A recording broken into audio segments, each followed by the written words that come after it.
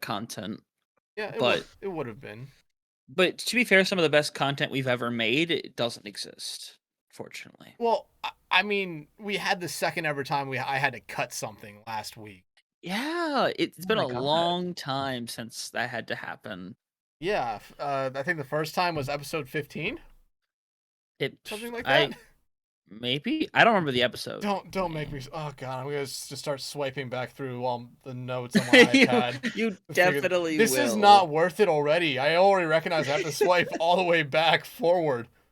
Wait, had to cut because of specific things said, or just because of the length of it? Hunter said something. It's not anything too bad. It's not anything too bad. It's just something I decided I did not want to have on the podcast. Okay, yeah, sure. And then that still makes it sound pretty bad. I'm not gonna lie. Yeah, I have faith in you, Hunter. Oh god, I appreciate that. Okay, it's when we eventually have the for the level of pride iceberg tier list. Probably be like a tier 4. I'm imagining. okay, I went all the way back. I went all the way back to 15 and didn't see it. I don't know how many tiers there would be. I'm just guessing 4 sounds about right. Lost media, essentially. Sure. You know what? I'm gonna give up on it. I have no idea where the fuck it is. And can I just? Nope, I can't. I couldn't even tell you. I can't hit pay. I can't. Oh, that's faster now. Okay, never mind. Found a fast way to just swap through everything. Yeah, no, like 40-something up. Yeah. Yeah. Last week we had to cut something because our guest said what I think my old esports or whatever esports program manager at my college would say as a gamer word. Mm-hmm. I need to get the. Oh. So he said a gamer word in the middle of talking about how people would harass him for running an SF Shock account. So I was like, yeah, I can't say that. I can't. I don't want it. We allow a fair amount of curse words here. There are some words that maybe shouldn't exist. Sure. My favorite thing is you said, yeah, that's one of the 2 words we don't allow. And I sat there and said, 2? There's way more than fucking 2. We have standards, please, dear God. Yeah, we might, take God's name in vain here, but we draw a line eventually. very fine, very thin line. No, that is not a thin line. That is a thin fucking line. Hunter, you're burying yourself here, dude. Hunter, you're just adding a 5th tier to the iceberg at this point. Listen, you don't understand. If Mega's not here for a hot minute, I have to have the chaotic evil energy in here as well. Yeah, I have to pick up the pace. I have to. So I'm gonna address that right now. We've been going for about 3 minutes. We don't know where Mega is at the moment. If she does show up, we'll go back to normal. But until then, we're just gonna get rolling here. I mean, we all did agree to have the podcast record today than what we have been doing these last couple weeks. So if she gets here, she gets here. If she's not, then that's the reason why. But she will definitely be here, at least for the next episode, no matter what, if she does not show up today. I hope, at least. 100%. Yeah. Hunter, why do you keep burying yourself, man? I don't know, man. I don't know. I don't have a good explanation at this point. Hey, look, cat. Everything's good again. I am a good person. Everything that Hunter's ever said. Look at that cat. Oh my God. Hey, I've never done a thing wrong. Wow. Oh God. Who else is there? This is modern politics in a nutshell. Yeah, it is. Here, look at this. Where's my ukulele? Oh, mine are like way behind me. Oh, Dex, did you get that reference? Did you get the reference? Yeah. He got the reference. Fucking hit it. I appreciate you for getting Hit it all. Dear God. Feels like we're off to a good start. Yeah, we're off to honestly. This is a normal start. This is a Dex is already head in hand, so that's good. This is a normal fucking start for this podcast. Like, the goal for Hunter and Mega every week is to make me regret doing this podcast every fucking week. Yeah. I think this you is need why that I have energy, to. Though. Yeah, this is why I have to double down today. It sucks for him. It might suck for me too, honestly. It's gonna suck for you. It's gonna suck for you because there will be a point where I just stop. I just stop.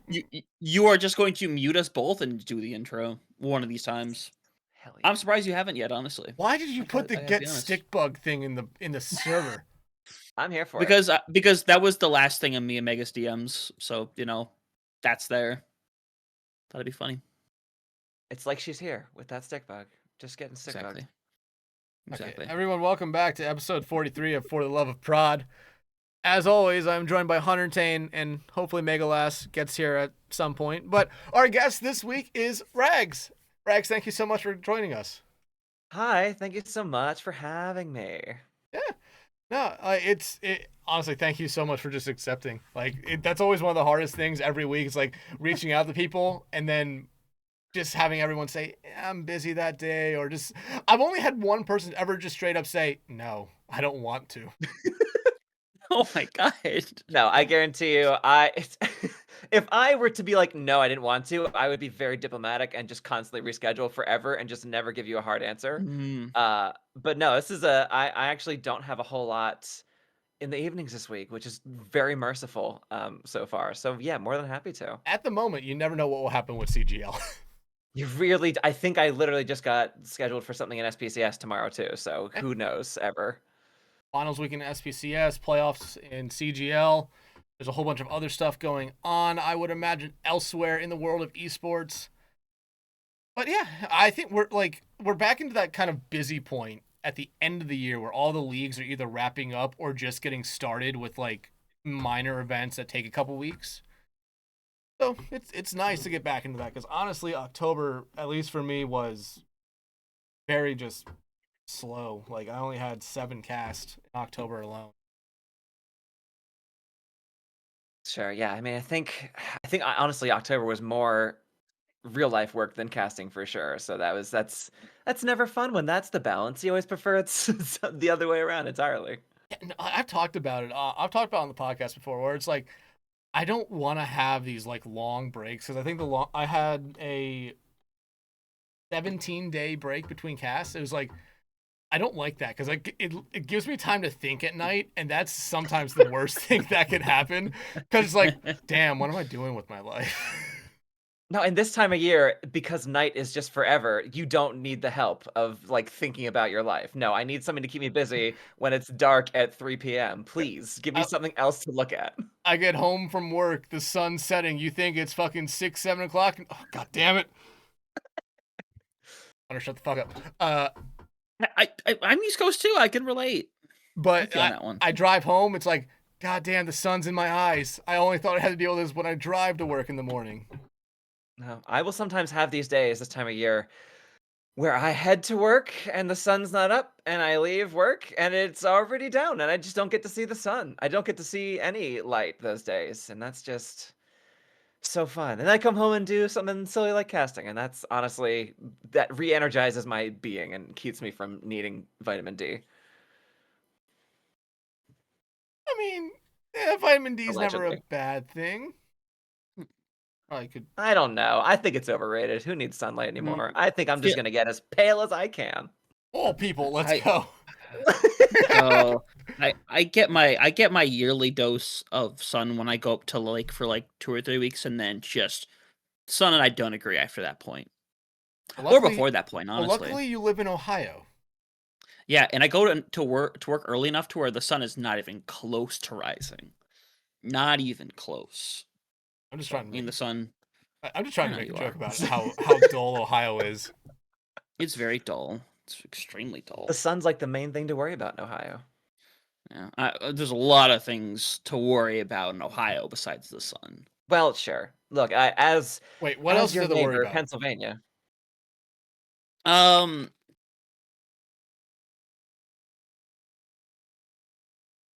Man, a lot of other things. I'm trying to think of something really funny here. I gotta be honest, but part of me is nope, that's a very real problem. No, that's also a very real serious problem. Oh, shit. You could just say the Cleveland Browns, and that's it. That's the realest problem of all. To be fair, I could say the Bengals too, and it'd be the same boat, honestly. At least they have hope. Most of the times. Yeah. Not enough hope. It's been too.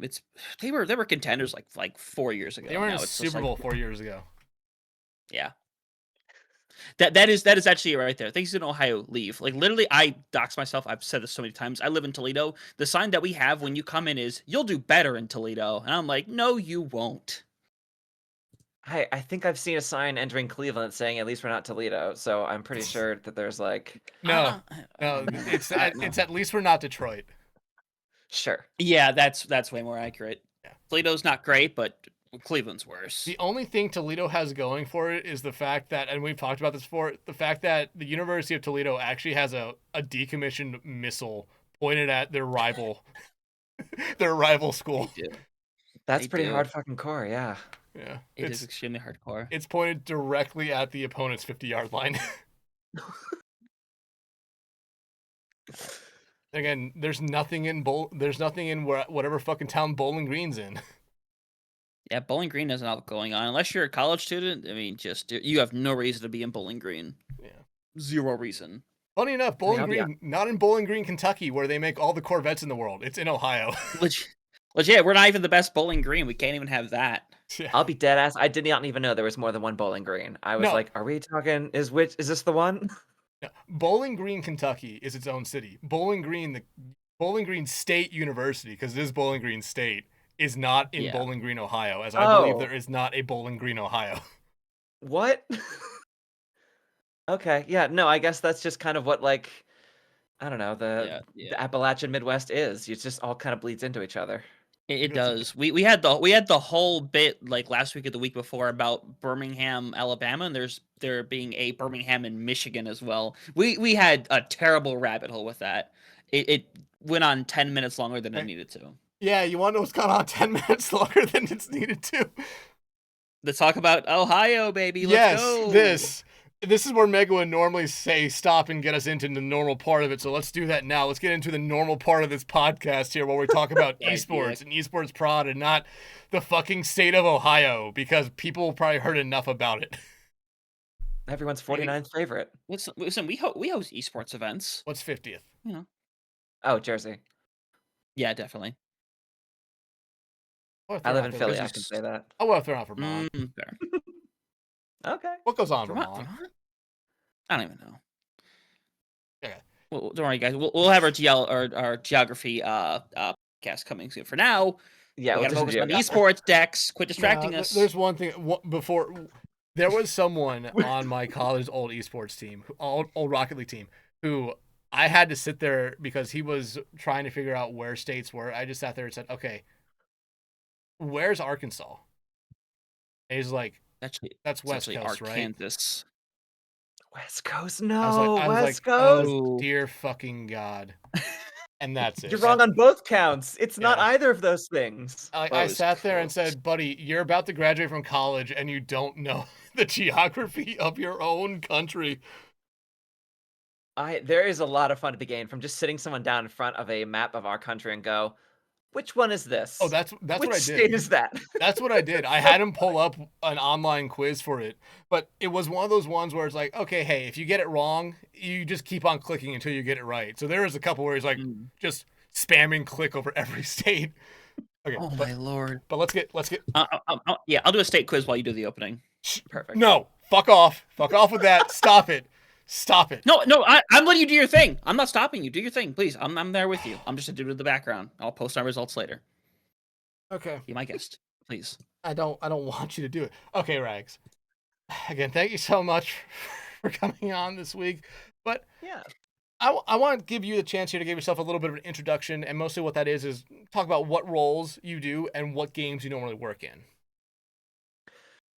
Sure, yeah. I am pretty much exclusively a caster. Play-by-play is my favorite, but I do flex a bit. I've only actually been in the esports scene, like, as a person doing it, for, like, the past year. Just a little over a year at this point here. It's kind of like a major shift in terms of different, like, career path stuff that I've been working on. But, like, yeah, so I've been doing some casting and kind of exclusively for Overwatch right now.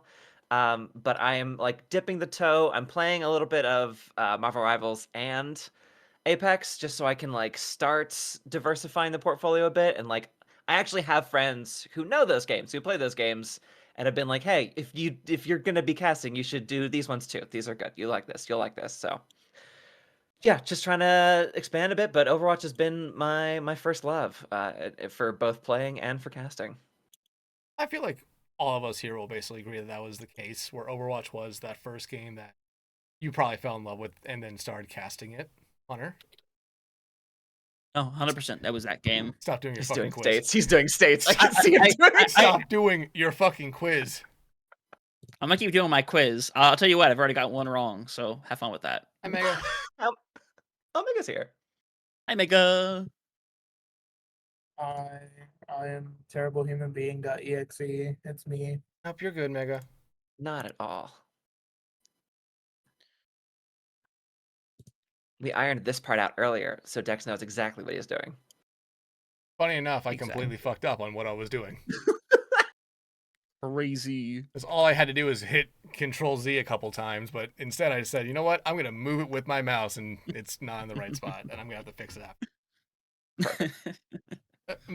Mega, all you missed, really, was us ending up talking about Ohio for the first 10 minutes. And Hunter's I'm doing sorry. a quiz of the states of the United States right now, because... He's doing very well. Wait, I'm- link the quiz. I'll 1v1. No! Yeah, I got you. Fuck! I got you, pal. Well, look, if we're all doing it, I feel like I'm missing out. I mean, You just you do what you do. I'm doing all right. I'm doing Okay, all right. Hunter. I could be doing better. Okay, Hunter, post the link to the quiz. I guess we're doing that now. This is our background for while we're talking about. we have plenty of time. Yeah, you're gonna get a lot of us clicking while we're doing everything else. Yeah. Oh, I can tell. Oh, that's right. My clicking is going off. That's awesome. That's great. Your clicking's going off, and you Oh, it's actively... Sparkle. Yeah, we did this all the time in the height of the pandemic. Hell yeah, let's go. Yeah. Is that what that is? That is what that is. Cool. All right. Dex, I will hold Anyway. off for now. If they, I will wait until I later. mean, you can do it, but it's going to be very interesting considering the next two questions are going to be very heavily you talking. All right. No, I'll wait. I also know I feel very confident in my state's knowledge, so I can come in at the end and sweep. So I feel good about that. Which one's Rhode Island? Awesome. Rhode Island is the tiniest one There you go. in New England. There you go. Okay, Mhm. so, Rhags, normally when we have someone, or every time we have someone on, I like to ask them two questions. They're basically back-to-back questions, one that follows the other here. So the first part of it is, what got you into doing esports, and more specifically esports prod? You kind of touched on it there in your intro, but what got you really into it? Sure. I mean, in terms of actual playing, I think it is a stretch to call anything I've ever done playing in esports. The closest I've ever come is a bunch of Brawl, a bunch of Smash tournaments in college, which I think everybody has a history of, before they come into this. In my day, and I'm sure with yours as well, it was Brawl was the main one to work with. That was just for me, and again, because I was a certain age, that was peak. That was peak Smash Brothers. 4 and Ultimate have been great. It's been nice to have a bunch of people, a bunch of different characters, but like, I don't know, peak meta was Brawl. I was fine. I don't win those tournaments. That is not, I was never sweaty enough. I never had a competitive spirit to like win, which was fine by me. I had a good time. I only play Kirby. I do the Kirby inhale, Kirby bomb, Kirby side off the edge constantly. It's my favorite thing to do. I love ruining people's games. But in terms of actually doing this, yeah,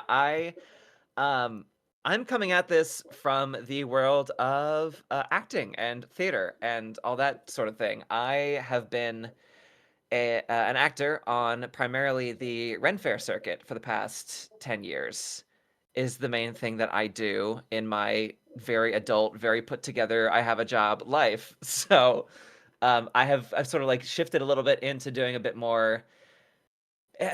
less moving around. I want to be, located where I am. And I've always loved, since the dawn of OWL, honestly, since 2018, when we first got the Overwatch League, I've like, oh, this is a thing people can like actually do for real, honestly. And I loved it. I loved the idea. I really enjoyed getting to see the casters do their thing. And I felt like it's a thing I could really apply my live performance skills kind of like map onto that pretty decently. It's just a question of like getting the fine-tune the details. I just didn't commit on that for how long has it been? Yeah, like 6, 7.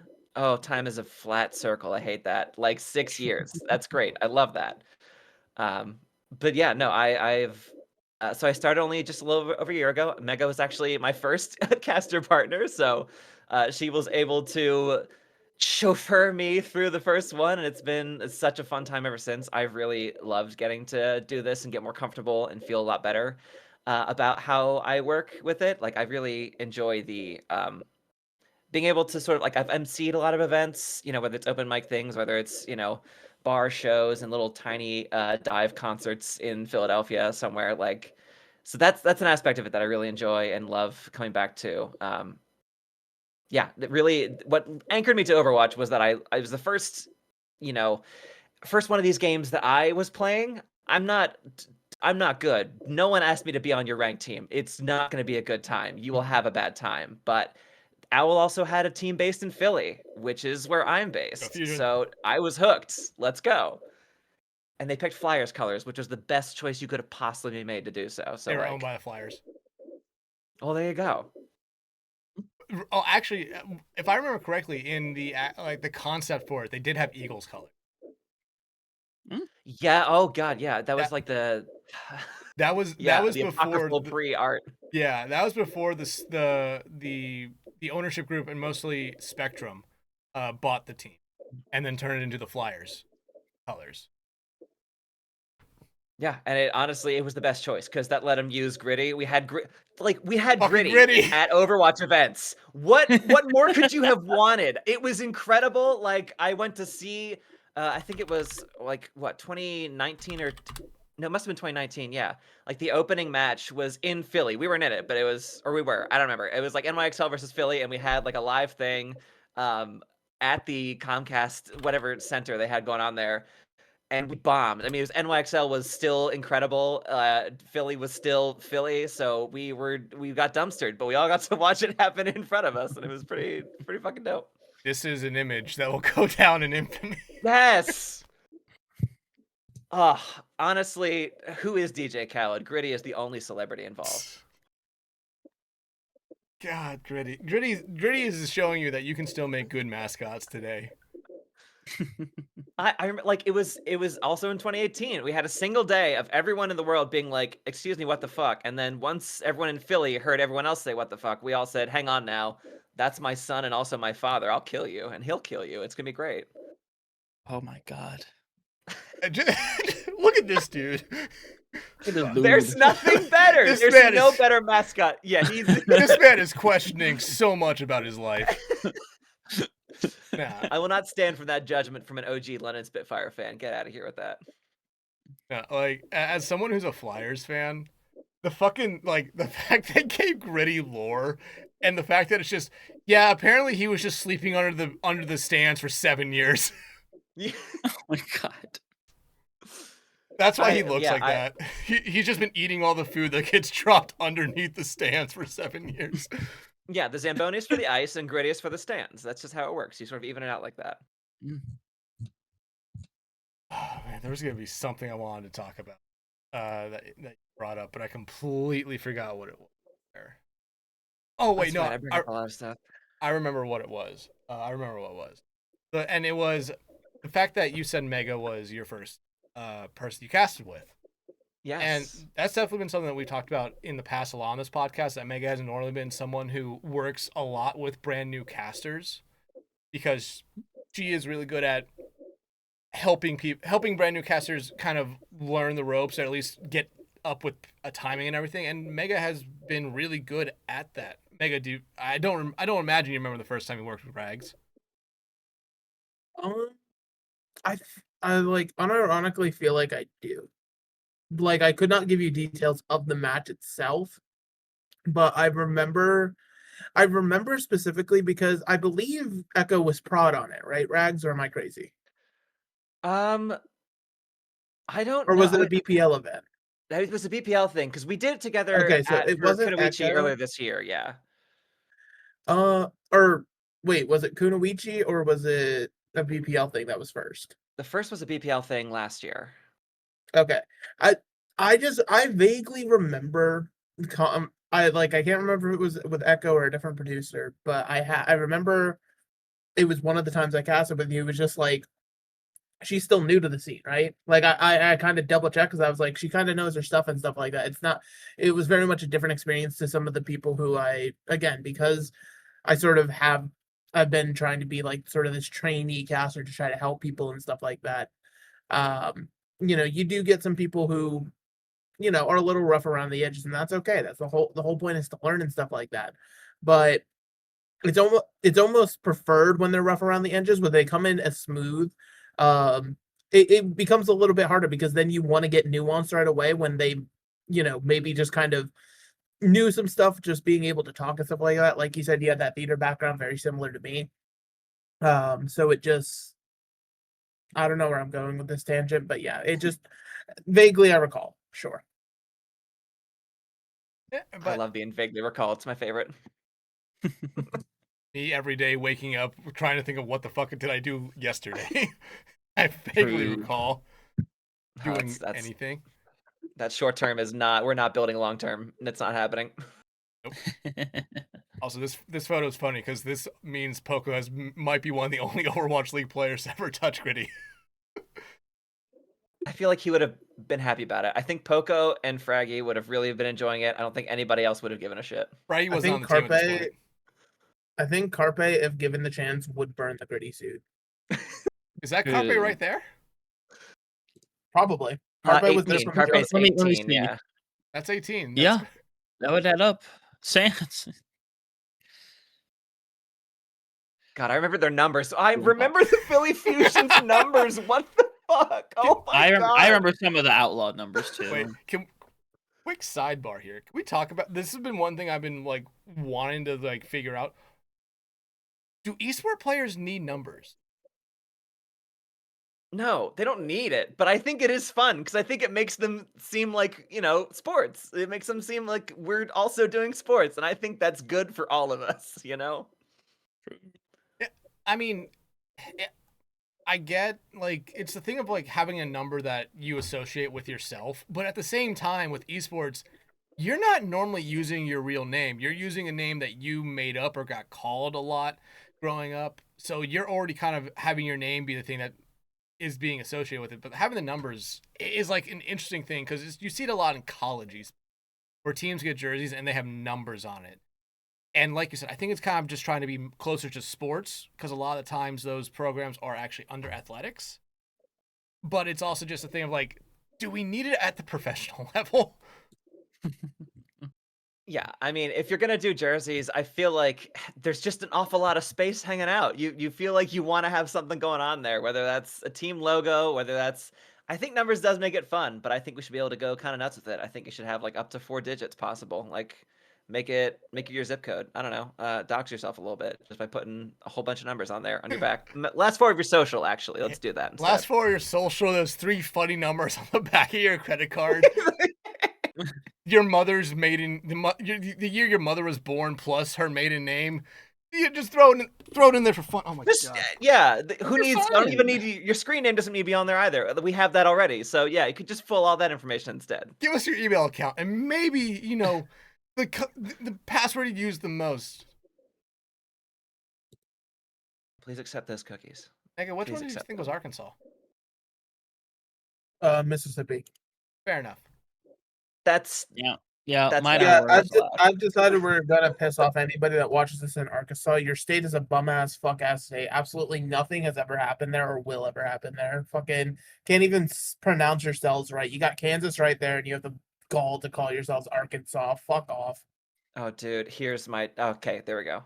My Roman Empire is that like. No, I'm doing it now. We're in it. Like, I get confused between Oregon and Washington a lot because they're both the same. They're both doing that. I see. I'm able to remember them because of the Twilight movie. That Oh makes a my- lot of sense. I had to. I watched the Twilight movie recently. Let's go.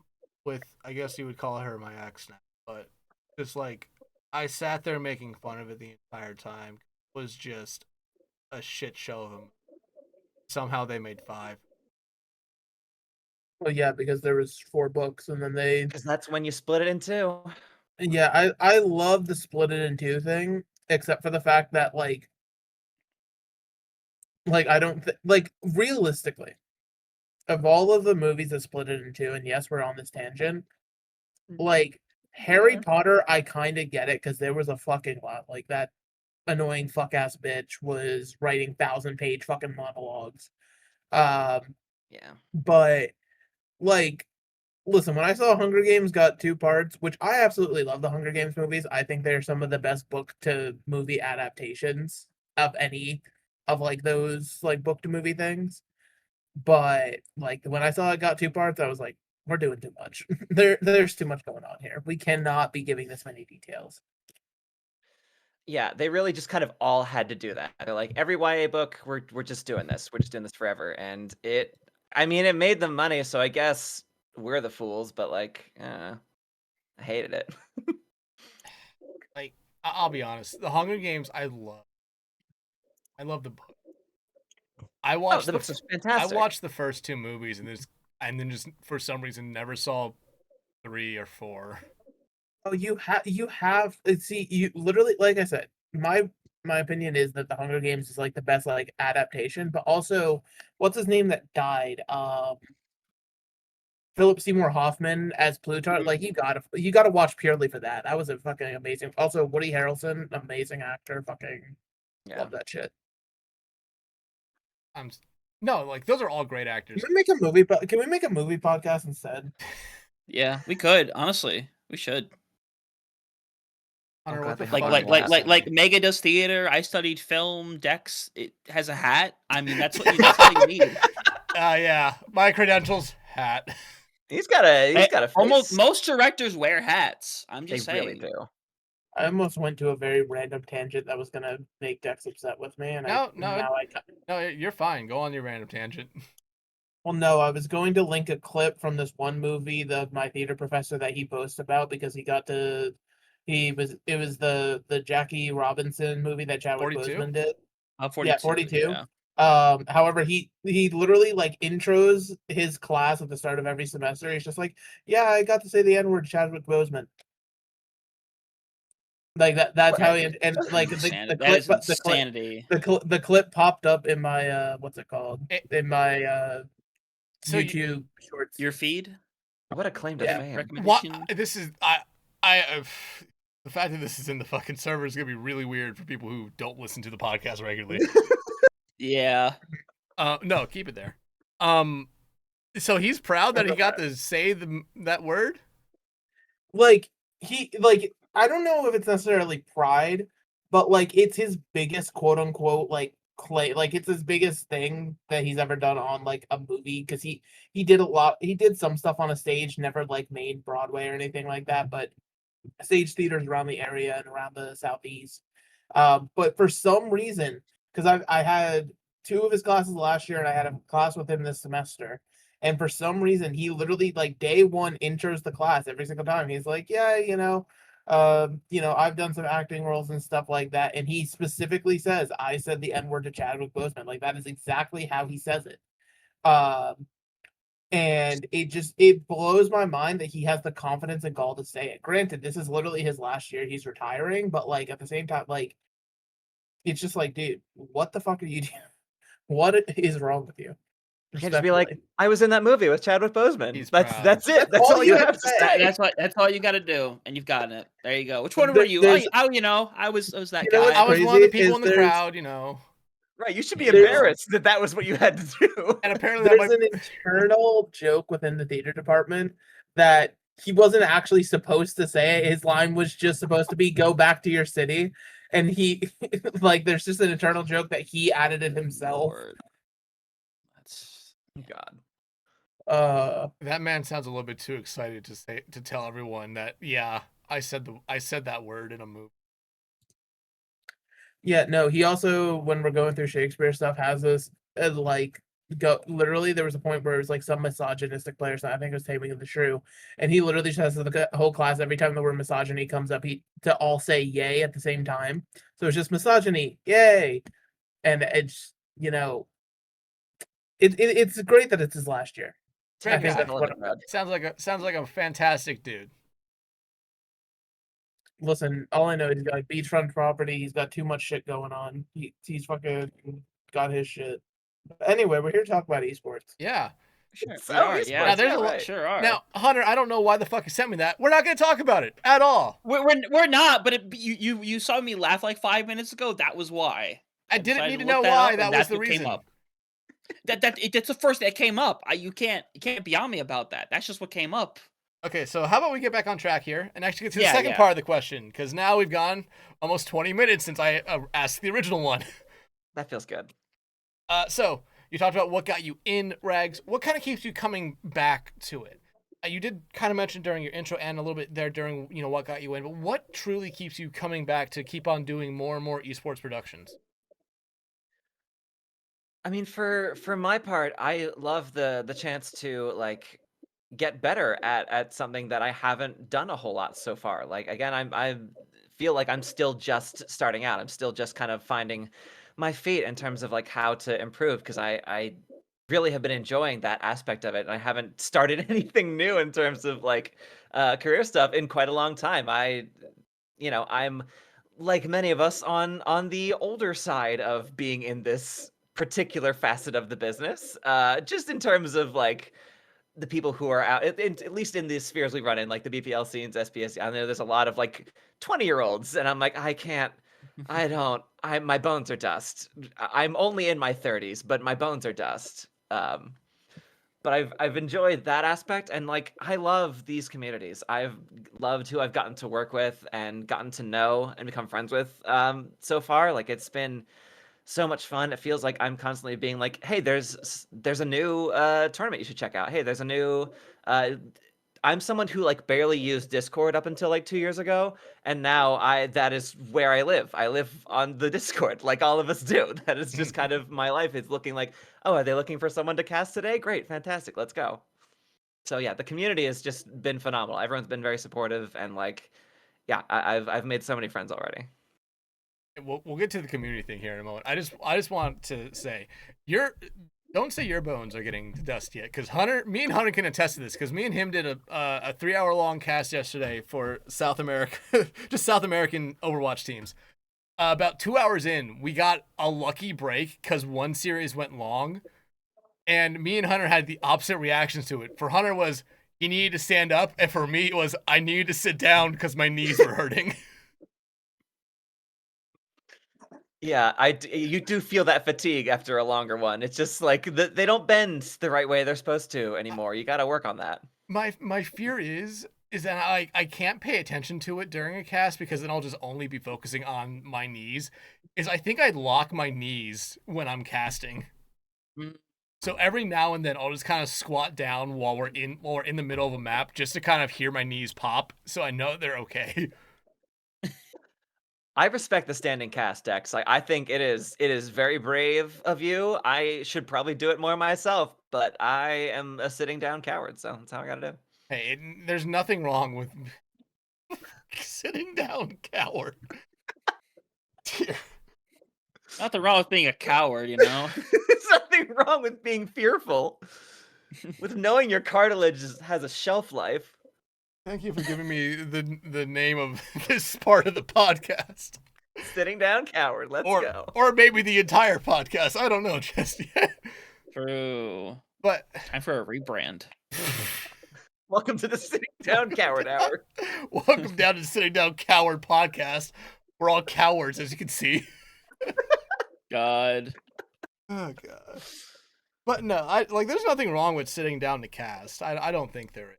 It's just Oh, thank you, Dex. no. It's just I always talk about when I first went to standing up casting. The first mount I had for my webcam, which is the one that's currently being used on this podcast, was I just duct taped it to the wall. Hell yeah. It worked. I feel It never fell off. when I casted back in 2018, I had like a messed up snowball, and it was literally sitting on top of a large roll of tape. I'm not capping. No, I'll go a step further. When I first started casting, I lost the little stand for my snowball, so it was sitting on top of the snowball box. Oh my god. Yeah, just Find the I've seen legs. people who just straight up hold it. They just hold it in their hands like they're like actual sportscasters in the booth, just holding on to their Yeti mic, just being like, "All right, so here's what we got today." It's my hand is sweating. Yeah, it's just like, okay, I would just constantly probably be doing something like this with it while I was talking, like, yeah.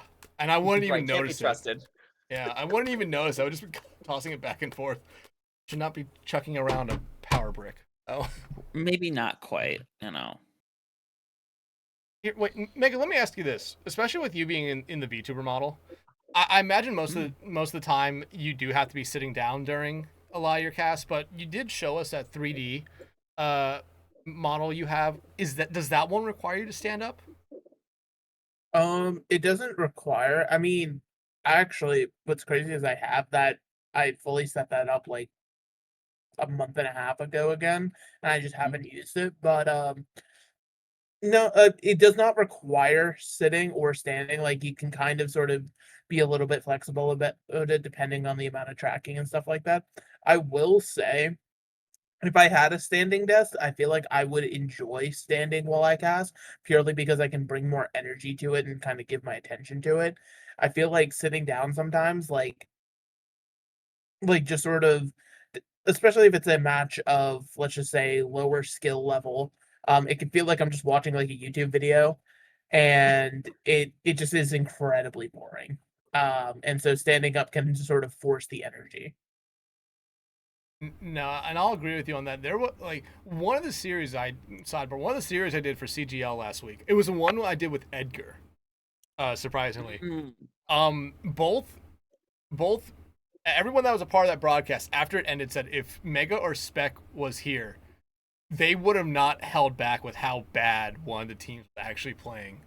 They would have just stopped at some point about midway through the second map and just said, "Oh God, these are some of the worst players we've ever seen." Like it was okay, maybe I'm over exaggerating it, but at a certain point, if you keep doing the same thing over and over and over again and getting beat the same way, you would think you would change it, right? You would think people change, but easier said than done for some. Tangential to it, I was doing a collegiate cast with Ari last week, and we got 2 games back to back where they couldn't get their 5th player, so they just played a person down. So they played 4v5 for 2 matches in a row, and I said, "Why not just forfeit? Just Why are you forfeit. putting us through the?" But no, so we had to cast that for like 3 hours. Those 2 Oh matches, my gosh. and we just run out of things to say because at a certain point it's like, yeah, I bet if they had 5 people they'd be doing better, but maybe not by much because it wasn't. What do you even say? What do you even do at that point? I like. Here's the thing. I feel like there are some producers that are in CGL, BPL, SPCS that if that happened and and the team so decided to play, they would just say, "We're just not going to stream it." Like they'll just tell casters like, "Hey, they're going to play the series. We're not going to broadcast it. It just wouldn't be fun."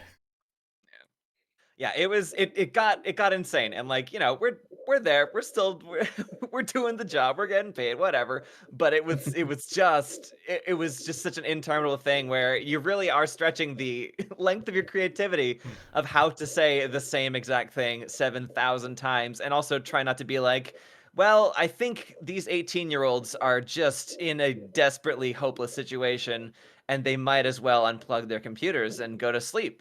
I don't know what else to say, and it's a lot nicer than that, I hope.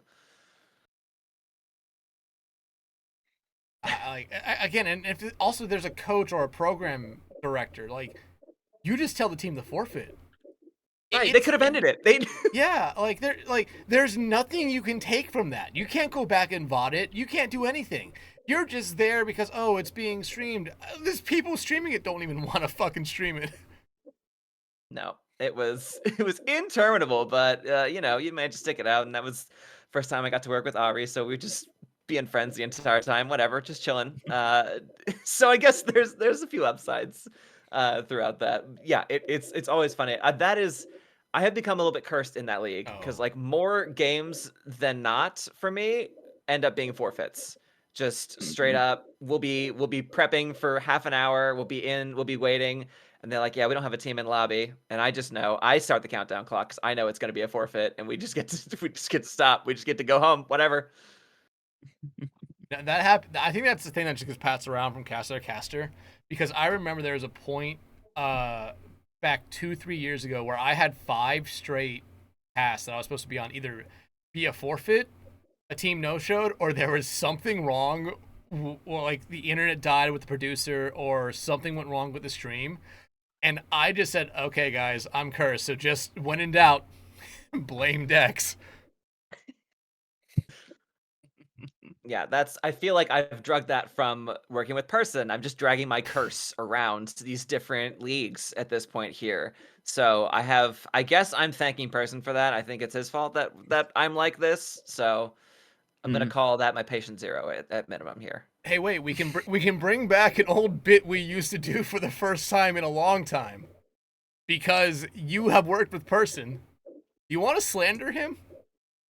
True. Slander? Yeah. It's been a minute. What kind of slander are we talking? I mean, I got all kinds of slander.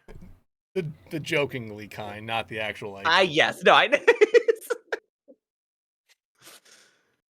If you want, I mean, to, go ahead. no, I've just never met someone so eager to, as a producer, while producing an actual thing, just to fuck with you, which is honestly just delightful. Like usually, at least in my experience here, the producer at least, usually like you'll get an observer, somebody who's like gonna fuck with things and make things insane. Producer's like, no, we gotta do this. This is the job we have to do. A person's like, no. I don't actually give a shit, and I'm more than happy to have full-on conversations between the casters while they're actively speaking to the people. So thanks, Person, for that, for always keeping me on my toes, I guess, as your friendly slander. That's an SPCS, isn't it? I think it's been mostly SPCS, a little bit of BPL when we get like in the just like the weekend tournaments and stuff when we're all just having a goof. I could see that happening in SPCS if Person did something like that in, I think, CGL, especially with it doesn't matter how well he knows some of the casters. I think he would get the caster would get just straight up pissed at him. I imagine you guys were getting pissed at him because you guys are trying to have a conversation and he's sitting there trying to talk to you guys as well. Yeah, in CGL, I've not had that happen before, and I'm sure that Person knows better than take that one a little bit more on the straight and narrow. I mean, it can only go so serious because this is still the world that we live in. So I'm gonna be honest. I thought you were gonna say, with more than any other producer I work with, Person is the one person who, while actively working on something, just doesn't want to be working on it. definitely that though. Yep. He's like, I wish I wasn't here. I'm like, you don't have to be. I mean, I guess you can. You could. Anyone else could be doing it. We're not keeping you here. It's always the thing where like no one's keeping you here. But no, like it's good that Person's back doing esports stuff. He took a little bit of a break, maybe in the worst way possible, but it's good that he's back doing it. True. Yeah, objectively good at it and so much fun. Like I have never made faster friends with. He was like, "Oh yeah, I'm just starting college." I'm like, "You need to shut up right now. I can't." Okay, I can't hear more things. Don't. But like, he might just be starting college. He's not starting college age. Oh, okay, Yeah. that's better. He's not starting college age. I think he's 21. That's fine. Sure. Yeah. Mega, have you worked with Person recently? I don't think so. Mainly because I've been in a bit of another downward spiral where I'm like I'm dog and I should never do this again. But also at the same time I just haven't done BPL stuff, and that's mainly where Person likes to inhabit. I literally was talking to Person what was it, 2 days ago, I think. Because we were talking about the new Call of Duty. And for some reason we both are like, yeah, we're not gonna buy it, but we're both just out here still talking about it anyway. So it's a very interesting sort of situation. Unfortunate that this seems like the one where they got zombies right out the gate. They also got the multiplayer right, and like I'm gonna be so real, I 110% would buy it if I just was not flat fucking broke. Like listen, peeling back the curtain here a little bit.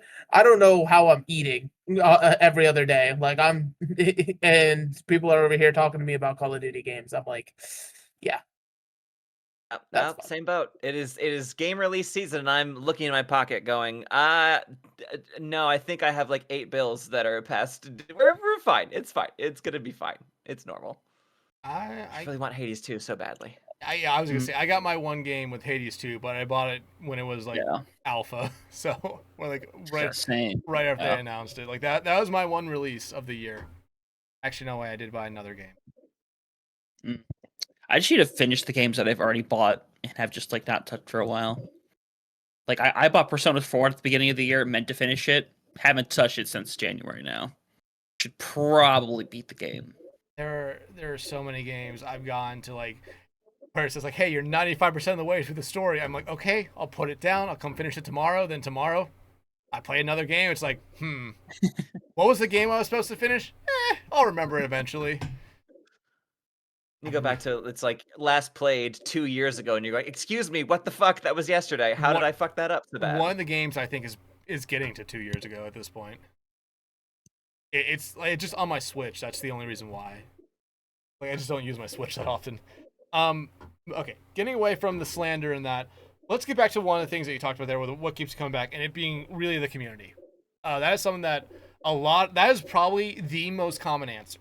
And every time someone talks about it, it always makes me feel really good that the reason that people keep coming back to doing productions is because the people they work with are really friendly, incredibly talented at what they do, but just the community in general as well. The leagues, they're going to be their problem people in there every now and then, but the leagues really do a good job at trying to make it very inclusive to everyone, making sure everyone's having fun. Was that something that surprised you at all when you first got in, or were you kind of expecting something like that? I mean, it surprised me a little bit. I kind of expect I don't know. I expected things to be a bit more like insular. I expected to be a bit more like, oh no, these are the people who, I don't know. That's my experience in like the theater world and everything I've done so far is that like scenes are pretty insular and breaking in is annoying and just an exhausting. It takes you years to even get somewhere. But I was able to like I got recommended the BPL server and was just able to go on essentially and again to just shatter out a little bit. I mean, my first cast was Megalass, and she was phenomenal at like helping me through it, and then giving me a little bit of like, hey, let me know what to expect going forward. A little bit of feedback, which was great. So, yeah, fantastic at it. Couldn't have asked for a better like first time partner. And then people just like they start to know you, and they'll like say your name, and you're like, oh right, I guess I'm here. I guess I'm a part of this. I guess I'm a known quantity here, which is just phenomenal. It's been so great to like just to keep bringing up Person, like to have an adversarial relationship with Person is fun. That's so fun to have. I don't know. It's a fantastic community. Everyone is supportive of each other, and is like looking to get everyone else in on the things they're doing. Just so cool. Like it's not like, oh no, we're gatekeeping this. It's like, no, you can't actually join the server. It's like, no, if your work is to par, or and then like people like you're good to work with, why wouldn't we bring you on also? Like esports is already its own little beast, so why not just make this as easy for us here at our level of it? And that's just so refreshing and really nice. I don't know. Yeah, and you talked about like when you brought a Person again there, I immediately thought like, I wonder if we got like all the producers that we worked with here and put them on like the alignment chart between like good, and I feel like a lot of them would just fall in that chaotic area of like chaotic good and chaotic neutral. Right, they switch between evil and neutral and like occasionally good, but it's always chaotic. There is no like I don't know. Yeah. There's no lawful involved. No, it's a lawless game. No, I would like there would be like one or two people in that lawful. One of them would probably be Headrammer, just because he's very much on it. Hippie at times goes from lawful to chaotic, just depending on who he's working with, I feel. Hunter, Mega, where would you guys put some people on the alignment chart? Let me look at our Discord list of people real quick. There's a lot of here. Tell you about. Mega, where would you put Echo?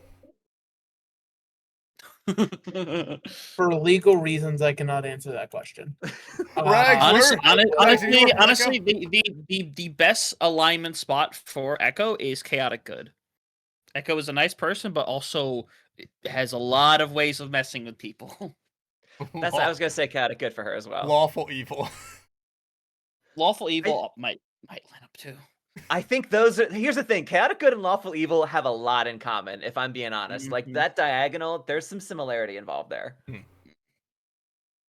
This says a lot about society. Don't think about it, Hunter. Don't think about it. It's not good for you. Don't think about it. Yeah, a lot about society in Comic Sans font. I hear we live in one. You gotta watch out for that. Joker is just chaotic. I don't know if there's a good or neutral or evil. Just chaotic. There's no other axis. Just its own little Z straight own little chart there, Joker. Where would you put here? Do we have anyone who's lawful good at this stage? I guess Rain might be the only person. You're talking about producers. I'm giving Rain neutral good. I'll give her neutral good. Okay, fair. Okay. Oh, if we're talking producers, I'll say Rhino. Yeah, Rhino. That's true. Rhino definitely up there. I had Thor as a producer, Thorium. I would say I would probably put her in there as well, since she actually no. Yeah, no, she was a producer. Headrunner was the observer for that game, actually. Yeah. Would Hippie just be like a pure neutral? Do you really think Hippie like goes maybe lawful? Hippie goes back and forth between probably lawful and chaotic, just depending on who are the observers. Like it depends on who the observers are, because if it's someone like Unfeatured and probably Headrammer and maybe one other person, then you're getting into that chaotic area where they will mess around a little bit. But if it's people that aren't part of either Real Shit Prod or XYBA, I feel like Hippie is very lawful with it.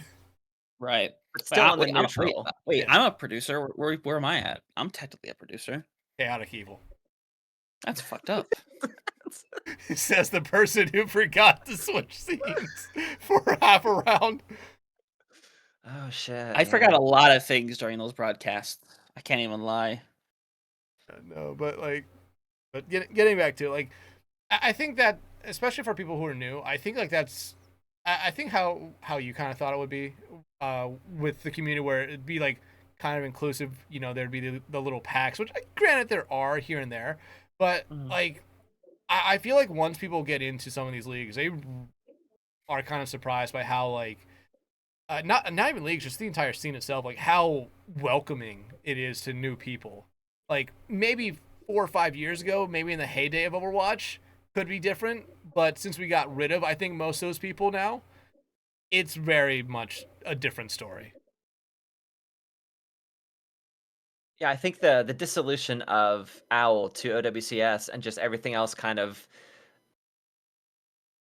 spreading to the winds, like that little like diaspora of everyone just having their own leagues, being a bit more supported on their own. You didn't have to just run through, you know, the Blizzard pipeline, or like the pipelines are a lot more spread out, which, you know, and again, that's just from someone I've been outside it for most of that time, but it's been very evident, and like just getting to see people have a bunch of different things, because, you know, when it was OWL, there was the same like 6 casters who did everything, the same couple prods who did everything, and now even at that level it's spread out a bit, and then down here, of course, it's just it's been so much fun to like actually get to, like, because you can work with people who you've seen do like the big kid prods and stuff like that, and you're like, oh, that's nice, we're all really in this shit together, how about that, we're all in the soup, we're all just the same broth, just warming in the soup.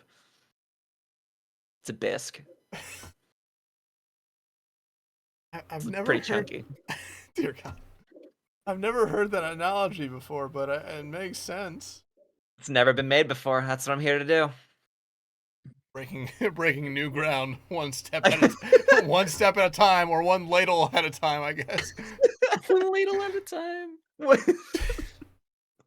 No, but like, especially because like you said, in all these community leagues, because while we always talk about BPL, CGL, and SPCS, there are several others out there that have their own like casters and producers and observers that you might not have get a good idea of, you might never heard of before.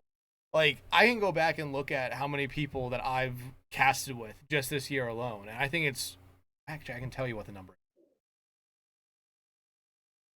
It is. Oh, wow. I just saw Dex just got nuked, I guess. Yeah, I just flashbanged myself. It is 57 people. I've casted with 57 different casters throughout this year. Wow. And again, a lot of them come from a lot of them are just mostly community leagues, or all of them are community leagues. Like, actually, no, there was one where that was it. But like, there's so many incredibly talented people in these community leagues, and they're so willing to help, especially in a league like BPL. That is probably, and CGL starting to do it now as well. I think SPCS is doing it as well, where they are really welcoming to new people and trying to get new people into doing not only casting but observing, prodding, replays, anything behind the scenes of an actual broadcast, which is really, really good, because we've talked about a little bit before on the podcast where it kind of seemed in the middle of this year there weren't that many new people trying it out, whether it be casting or any of the other like production stuff. Sure. I think there is like, I don't know. It felt like, yeah, I agree. There was a bit of a lull. It certainly felt like there was a kind of a gap in there. And then as we got, I mean, it's just been like wall to wall, I guess, like September and November now so far. I mean, we're very much in the midst of all these seasons right here. I think the only thing not going on right now is BPL, and we just had a tournament for that anyway. So BPL only do like their one season a year, and then it's just all the what they call weekend tournaments, but it turns into like, yeah, it's 3-4 weekends of the month of yeah. of it. I remember the first snow, like when I first joined BPL was they just started the snow down. I believe it was last year, and I like first cast of the year was snow down, and then I come back in mid-February, like, yeah, the snow down's still going on. I was like, I was told that was a 2-weekend long tournament. How are we on weekend 6? Yeah, that's how you get away with doing one season a year, by actually having a bunch of little seasons throughout the rest of the year also. I mean, SPCS has been back-to-back kind of, basically, with 2 and 3 here. No, there was a little bit of a break. There was a little bit. Because I remember casting a lot of Series 2. Unfortunately, me and Hunter were doing Face It when SPCS started up, and by the time that we ended with that, it was like, oh, it's the final week of the regular season, and I don't want to just jump in not knowing any of the storylines or any of the stuff, and then taking away anything from any other caster who had been doing a lot of stuff in there. But let me ask you this. So you said you're relatively new to casting. What was the first big piece of advice that you got from it? Was it from Mega, or was it from like, you might have read something somewhere else that kind of gave you a little bit of help just getting started?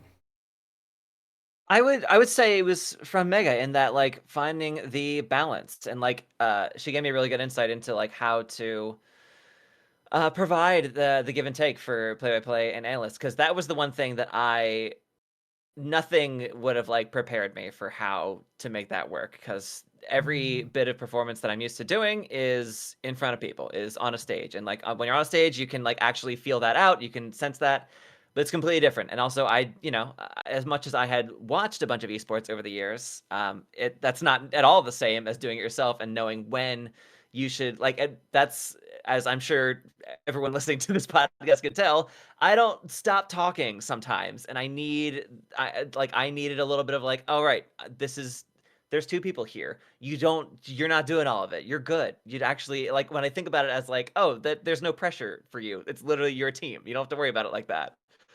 Is enormously helpful. And that was the first thing that really helped me, like, center myself and try and like slow it down and allow the conversation to have. And that's one of my favorite. That's honestly my favorite thing has been finding people that I really love doing with. That's been just so fun to like find a good natural flow that really suits. I think it's every time that Rain and I are on something, we are always requesting each other because it's just so much fun to get a chance to do that. When you find someone you feel really good with, Madaneva and I, who was I think on a couple weeks, yeah. He and I casted for the first time in a while last week because we both do play-by-play, but we made it work for this particular cast. But like, yeah, so it's fun to like actually it's been really good to find that that balance and to find the give and take is just such a fun thing to do, and it's with new people all the time, like you're saying, Dex, like 57 people for you this year, like that's 57 different relationships in terms of like your casting. Well, to be fair, a third of them have been with Hunter, basically. I Alright, so have been harboring this man. He's been holding me hostage. I have. There's a whole YouTube with dozens and dozens of VODs of us casting this year. When you put it that way, dozens and dozens doesn't sound like that much. There's literally dozens of them. It's crazy. There's more than a dozen. My There's at least 7 of them. My personal headcanon is that this is just a toxic yaoi relationship I'm that here. I don't kind of have to reveal every week. I don't want to explain what the fuck yaoi is to my parents. Please don't bring that up. Oh no, do they? Okay, all right. We're like an hour in. If they're still listening, Dex's parents. So when a man loves another man, but they also want to be toxic and cruel and mean about it, It's important. you get some very interesting things that a lot of women read and are like, "OMG, this is hot," because they're right. It's hot. Yeah, that's true. True I facts. don't want to make that clip. But I think you have to. You might No, have to. No, I already made the clip about myself being the token bisexual for this goddamn podcast. I'm not doing it again. Right. I mean, we can talk about Yuri next if that helps. Yeah, honestly, yeah. Let's go for Great. it. What? Huh? So just switch, just do ladies instead, and it's got to be toxic. The Hey. best Yuri is toxic Yuri. Let's be honest. It I is need the a best. woman to insult me, and that way I can say thank you to her. Okay. Right. Okay. Okay. The goal is to This is find a a woman whole who's different taller than I podcast am, now. so that I can be the short gal for once. Hey, That'd just Rhags, be remember ideal. at the That's start kind of the goal. Rags, remember at the start of the podcast where I said that it's normally Hunter that make us gold and make me regret doing this entire podcast? One sec, Don't I'm gonna grab join- my don't my join light them, novel to start please. reading. Oh, we lost Dex to his hands. He's just fully in the hands now. Look at him go. Yeah, this is usually about the point we get him, but it's usually not quite this bad. They got Good. him. That means we've done a good job. Ladies and gentlemen, we got him. You got It's just in Dex's Osama bin Laden, apparently. Hell yeah. crazy. I saw you Shit. at the bunker. Was that Hussein? I can't remember. Yeah. That no, the red meme, that's Hussein. That's it. Okay. I was alive for both of those, but you know, I was drinking a lot of alcohol, so it was kind of hard to, you know. That's what you got to do. Yeah. Listen, the alcohol makes you forget, and sometimes you need to forget. God, my brain was still developing. Yeah. Well, I was very 21 though, so I don't might worry want about to that. forget this podcast episode, but okay.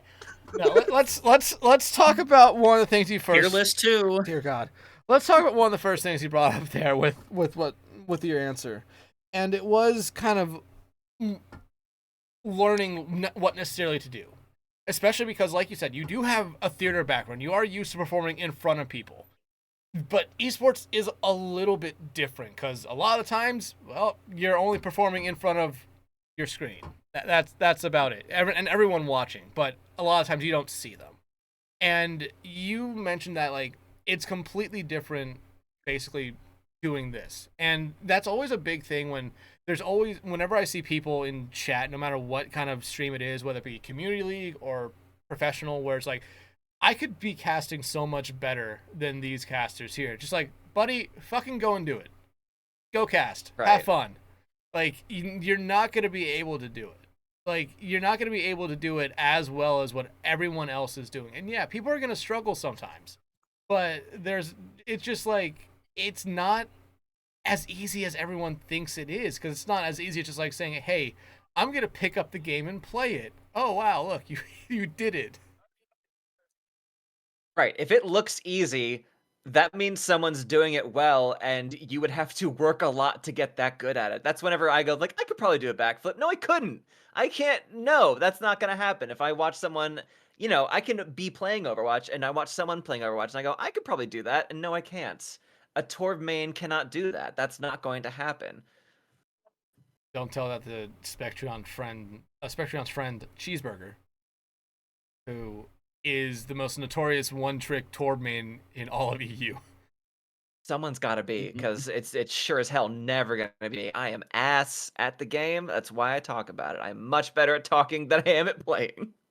No, like, and we talked about that, I think, 1 or 2 weeks ago, where, like, I will always be like, hey, I'm casting because I suck at the game. I know Hunter and Mega are significantly better than me at the game, not only in rank, but they've also played on competitive teams in the past. But like the conversation was like, normally as you get higher up, it does kind of help, I feel like, to be better at the game, because you're understanding a little bit more about, mechanics and spacing and all that stuff. So like the fact that the professional casters are still relatively good at the game does help them out a lot, because they can understand what's going on. And while we might be able to understand it as well, they have that little extra piece of knowledge where it's like, hey, yeah, because I'm still a very highly ranked player, they can talk about a little bit more and get a little bit more credit for it. Yeah, it's great because, like, I honestly really enjoy it. I can always tell when I have someone who is like that, who I'm casting with, because they're talking about completely different things than I am, and I love that, because I'm like, this is a conversation that you get to have with the people, and I'll talk about the things that I can do also here, just like that meme of just like sitting me playing the sandbox, doing my thing, and just enormous, just like patting on me on the head, like, yeah, you got it, bud. So yeah, I like having that that disparity between casters sometimes, because it does allow you to comment on different things. It allows you to have a different track to work with, which makes it easier to sort of have your own track, and all you have to do is just kind of bring it together at that point. Yeah, absolutely. Here, let me ask you this, because I just thought of it right now. Have you worked with a caster who also kind of considers himself a new caster? Yes, I have, especially I think recently. I have worked with a lot of like brand new casters in the past like month or two. Yeah. Have you necessarily been able to pick up on anything that maybe they're doing wrong, uh, and do you try to help them, or at least try to point them in the right direction with trying to fix it? Yeah, I think a lot of usually what it comes down to is the same thing that I had to work on, which was timing, which was like finding the balance there, and it usually comes up because like anyone with at least a moderate level of self-awareness will get done, or like go to a break, and they'll be like, hey, I'm sorry I this, and it's like, hey, that's totally fine. This is how we might work on it. Like maybe we can try it looking at this. We can think about the spacing between what we're talking about. We can think about how you want to address, instead of having to just like do all the time. So I noticed the things that I've had to work on, I think, the most. But I think there's also still plenty of like, I'm not if no if they're not asking how what to do, I'm not gonna be like, hey, by the way, here's everything that I would like to tell you about how to do this. Like usually either the producer has something to say, or like I know that someone's watching this and they've got a good handle on it. So Yeah. And I mean, we've all had. I mean, we all have our times here, especially Mega, because like we've kind of mentioned, Mega hasn't normally been someone that does get paired with new casters a lot. But I imagine me and Hunter have also. I know I've definitely have. I imagine Hunter also had those times where it's like, hey, you're paired with a new caster, help them out a little bit with this one here, because it's not their first, but they are still relatively learning the ropes. I will say, when you get someone who is brand new to it, like it's their first time ever casting, like those are the casts where I kind of go in there saying, okay, I'm gonna have to step on their toes to get them to stop talking at some point. Yeah. Yeah, those ones you really feel where it's like, or they'll do my personal pet peeve is like the repeated interruptions, or like they don't like complete a thought. They say a few things, and I hear silence, and I go, "All right, I'm back in, no dead air, let's keep going." And they're like, "Oh, I wasn't," and we just get into that little footsies game that I is my personal peeve that I pet. So yeah, that's a fun one to deal with for definitely brand new people though. Yeah, like I had like the worst combo is hey, no. Uh-oh. Oh, Zay is doing something Zay shouldn't be doing. No. Eating stuff. Zay got caught. Uh-oh. Yeah, like I have the claws for my Halloween costume just kind of sitting under the mask over there, and she's starting to eat them. I have to make sure she doesn't get them. I get it. I like the worst combination is, hey, I'm a new caster and I got brought in by this tournament that's going on. I've never played Overwatch. I've never played this game before. Help me out. It's like I'd rather just do it solo at that point. Like I'd rather just talk and talk and talk and talk until I can't talk anymore. But like Hunter and Mega both had their stories, and we've talked about them in the past on the podcast, where it's like there's the nightmare situations. I know It's a ghost now. Yeah, Zay's trying to slowly sneak in. no, it was that cord behind me that like right here that fell off the but like Hunter like I lost my train of thought. You guys you're want to take over talking for a about- moment? This has been a mentally taxing episode for some reason. I can't imagine. I couldn't tell you why, dude. Honestly, it feels like you're making a big deal out of nothing.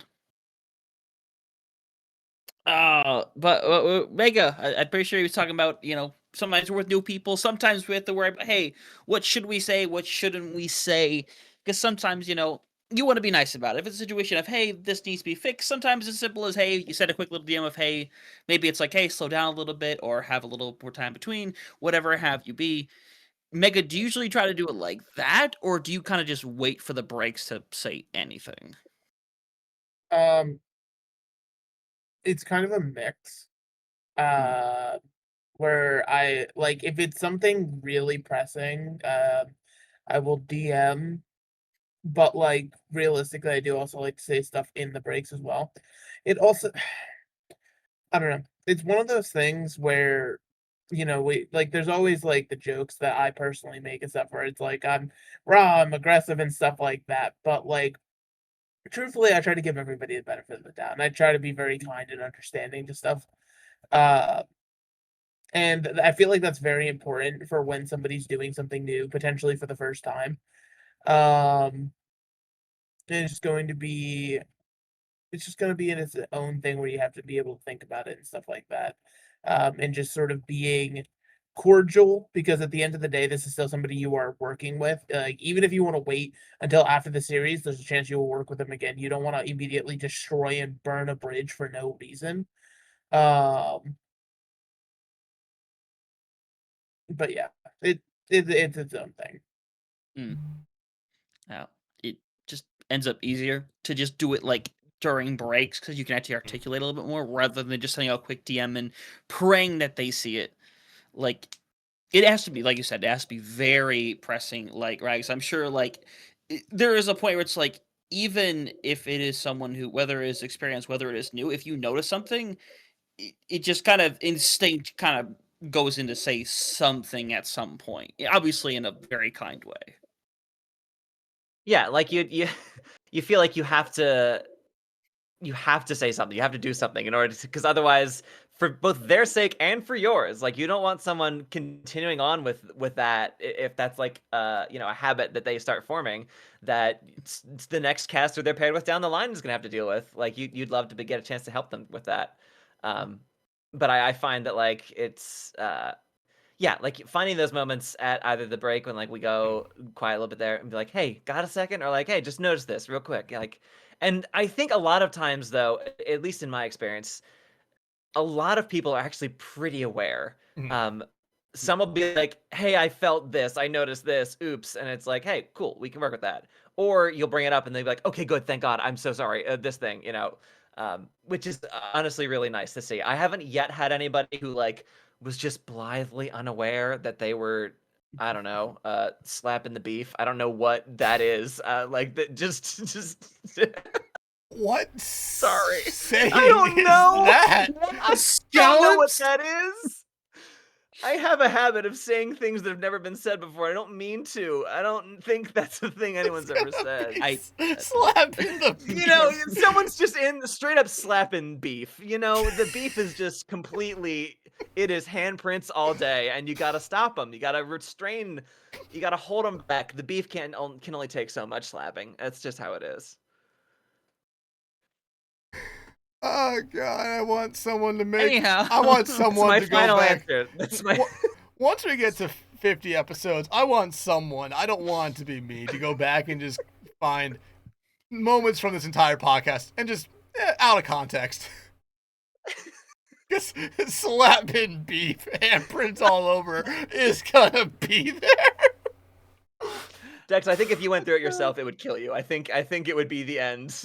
We would have to say. So all I've got, I decided to risk typing this into my Google chat bar. Now, luckily, nothing bad came up. Actually, there's a term called slap meat, which is the practice of physically slapping raw beef to cook it. Okay. Oh yeah, it's the question of how hard do I have to punch? How hard do I have to punch this chicken to cook it? Yeah, that's what she was talking about. Definitely, that's what we're talking about here. I knew all that actually. That's a matter of fact. It's a good technique. It's my culinary knowledge coming out. Okay, guys, what do I call the episode? Sitting down, coward, or slapping beef? This is like called a slap burger too. What? Stop. Slap burgers are good. Slap burgers actually, unironically, are good. Yeah. Okay, but what I was gonna say back to what Hunter and Mega were talking about, and you and Rhags were talking about with messaging or talking to people during it. It's awkward for me to try to DM or type anything while I'm casting because I'm standing, and it's not like I'm at a standing desk. No, I just have I very luckily have a window seal up there that I have my camera sitting on. So anytime I type something during a cast, I'm just like hunchbacked over like it's index finger typing every key the entire time. It's like, I can't necessarily send a DM, so it's like it's also something where it's like I have to do it during breaks, and it's something where I really fucking hope they they know that they're kind of rough with it and they ask me right away, because I don't necessarily want to bring it up to them saying like, hey, during the middle of a match where it's like, hey, this is what you're kind of doing wrong, because then they'll overcorrect it going back in from break, and then they'll still be doing it wrong. Right, and I'm just desperate for them not to take it personal too, because like I don't want to immediately sour this person I'm probably meeting for the first time and like might be in the scene going forward too. So like, yeah, I do feel that level of anxiety when you're like, all right, please have some self-awareness and also understand that this is not. I don't mean anything by it. I'm just here. We're just doing a job together. We're just working, and I'd like it to go well for you. Yeah. Luckily, a large majority of people are a professional and very much like, yep, fully understood. I appreciate you letting me know. Thank you very much. I'll do what I can to correct it. People are very, very good about that, which I can appreciate, because that is the scariest time is doing it the first time, honestly. I still think I'm taking a guess, all four of us here. Mega might have the only time where someone was brand new and didn't accept criticism at all. Yeah. That was an occasion. Yeah. You've brought this up before at the podcast, Megan. I brought it up so many times. It's like, man, It's to the point where I feel bad even thinking about it, because that's a human being that's doing something somewhere, and I'm not sure how that's being interpreted for everybody else. But long story short, if you're going to get into something, be willing to accept criticism. If it's like rude and bullying, absolutely, stand your ground, but just accept criticism. Absolutely, especially like brand new. You have to come into it knowing like first time it's gonna be the first time for anything that you ever do. You're not gonna be able to do something great the first time. The phrase "beginner's luck" is a phrase for a reason. It's because you somehow got it right the first time. Go do it again. You probably won't be able to do it as good as before. Like, and that's just it. Like, people accepting criticism and just accepting feedback is always so good. It's always like something that we all still do, no matter how long we've been casting now. It's like we still reach out to people and ask, like, "Hey, what are we doing wrong?" Or "What do you think we're doing wrong?" Like, just all that stuff is like, fuck am I going with this? You guys have mentally fried my brain today. No, it sounds like a you problem, honestly. Can't lie. My brain's fine. I don't know what you're talking about. It's good over here. Okay, so here let's talk about. You talked about this with us before the podcast started. Or it might have been at the start. I don't remember at this point. We have been. It's been years. It's been 87 years. Normally, this podcast might take a couple hours off my life. This one might take a year off my life. Yes, Such is life. But that's the goal. You were talking about how you're wanting to branch off into other games right now, and that is something that we all have done. I mean, I do Rocket League pretty frequently, but I have tried to do Valorant. I have tried to do Rivals. Didn't necessarily work the one time I did it, but I know Hunter has done Rivals, Smash, and Rocket League. Mega, I know, has tried other games as well. I'm forgetting them. There's just Valorant. You got this. I was gonna say Valorant, but I was gonna say Valorant, but I didn't necessarily want to overextend and also say Rivals. No, I've been doing rival stuff as well. Actually, potentially on the horizon, I'll be doing some rival stuff. Oh wow. But Nice. that's not officially set in stone. But Echo's is trying to work with it. But Rhags, especially for you, because when we talked about it a little bit earlier, it was you want to branch out, but you want to actually be knowledgeable of the game first. And this is a very interesting thing because we've had people on the past, or the casters on the past, who aren't afraid necessarily to go in and cast games that they've never played before. But it seems like you want to have that kind of knowledge, at least the base level knowledge, or a little bit above base level of the games before you necessarily take that step. Where am I going with this? You got this. So- You got this, bud. Why? No, it's not. I guess, why is that going to be the shortest way to do it? But it's like, I imagine the why is because you really do think it will help you. But yeah, just why. Just why, God damn it. Fuck. So, not to do your job for you, Dex. I'm so sorry. At this point, do my job for me. Oh, he's fully gone. All right. I'm fucking useless. Oh my God.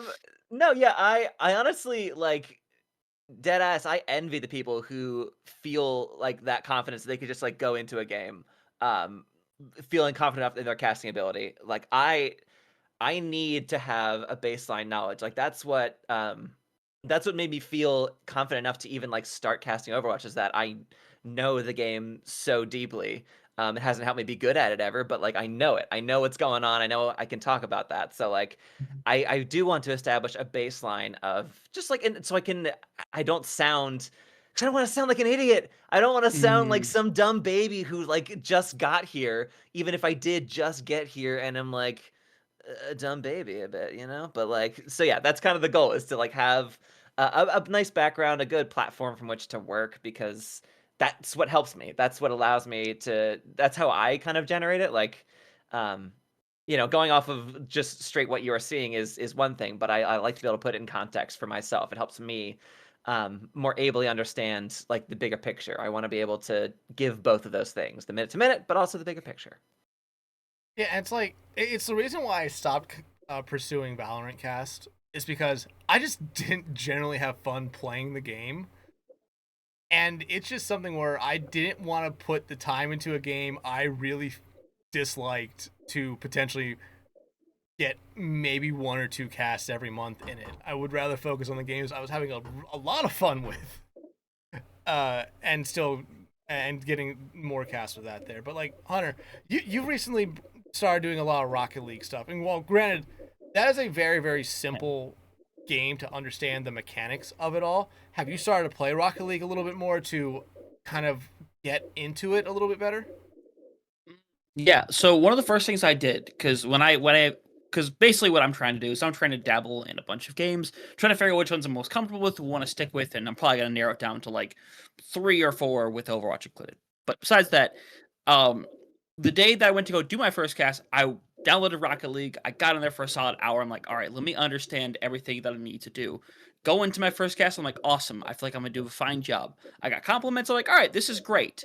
Do my second cast, and then thankfully, one of the players slash casters there sat down with me for like 20 minutes describing me what a bunch of the different phrases and terminology was in the game. And I'm like, yeah, I would have never gotten this in 100 years if I didn't like physically ask or look or um, do all this. So it was really fun to kind of sit there and learn about a bunch of that, because when we had leg day on, he gave us very interesting advice when I was trying a new game, and it was basically you go in as essentially the dumbest person in the room. You are there to learn, you are there to absorb everything you can possibly take in.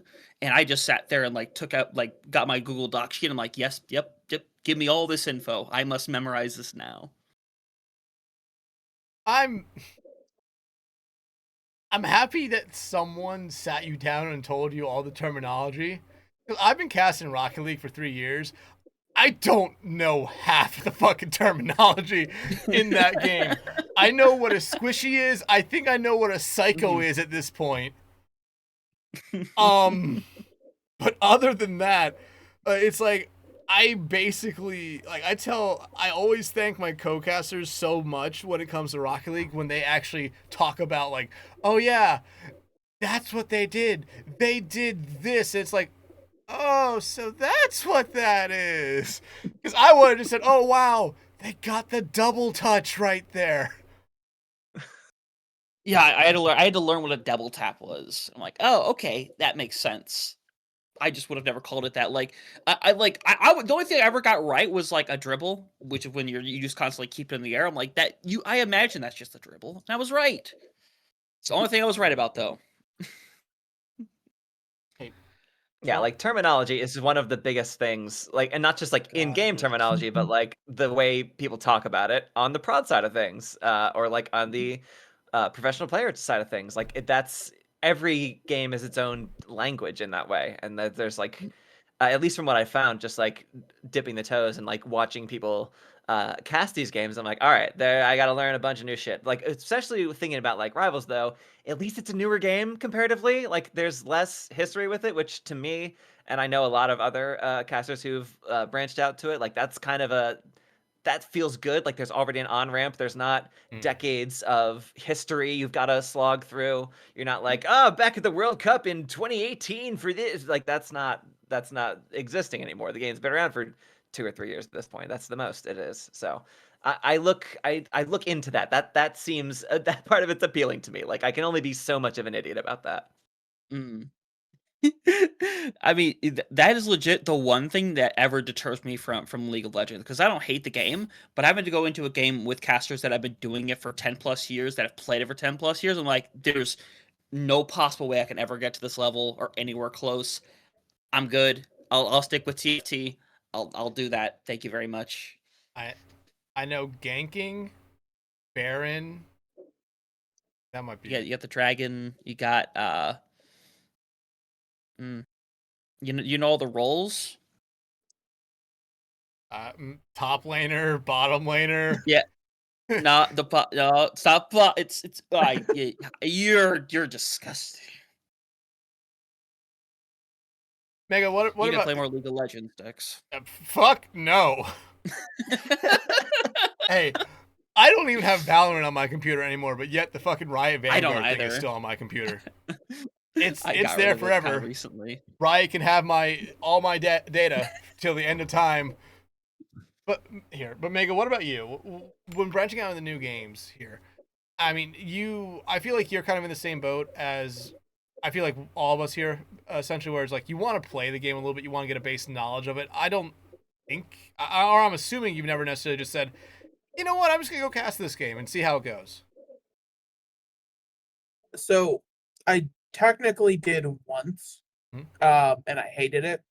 It was a BPL event, Pika's Halo Hootenanny. Solomon was like listen, it was very much like, we need anybody who can cast, and I straight up was like, I've never touched a Halo game in my life. And Solomon was like, don't care, get in here. And I hated the experience, not because of like, hating on Halo or anything like that, but just as a caster, I like everything was failing me because casters rely on knowledge of like base level game mechanics to be able to function at the very least. Casters who know their stuff do, and do not have any of that felt so foreign. It's like that effect that people say when they travel abroad for the first time, and all of a sudden that not everything's in English. They're like, oh shit, what the fuck do I do? Because again, it's just you lack that knowledge, you lack that familiarity, and it completely throws everything else off, regardless of your own ability to yap and things like that. I hope there's a day travel and it's like that, because I mean, when I went to Stockholm last year, it's not necessarily like that. Stockholm is still a major city in the EU, so there is a decent amount of English that has to be spoken there. Like, I was able to go into almost any place and talk with someone who worked there in English, not Swedish. Would have been a journey for me. But no, like I had that same thing when in the last season of Trank during their charity week, when it was Minecraft Hunger Games.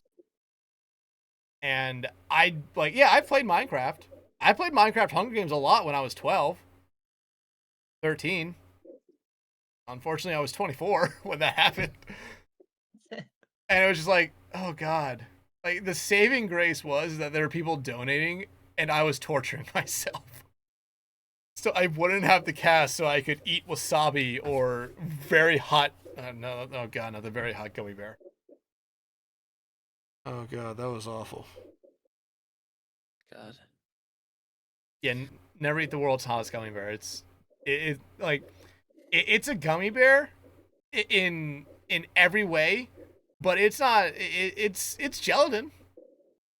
It's gelatin. I'll give you that, but it is the hardest gelatin in the world. I'll be honest, the thought would not have crossed my mind to even consider doing that. So I'm glad that I know A, that it exists, and B, now I will avoid it forever and always, because that would probably kill me. I was on the ground. I was like, it was very fortunate that this was still when I lived in my college apartment, that my mom was visiting me, because I told her, go to the store and buy me a tub of ice cream. For the final 25 minutes of that tranquility event, I was laying on the ground with my face in a tub of ice cream.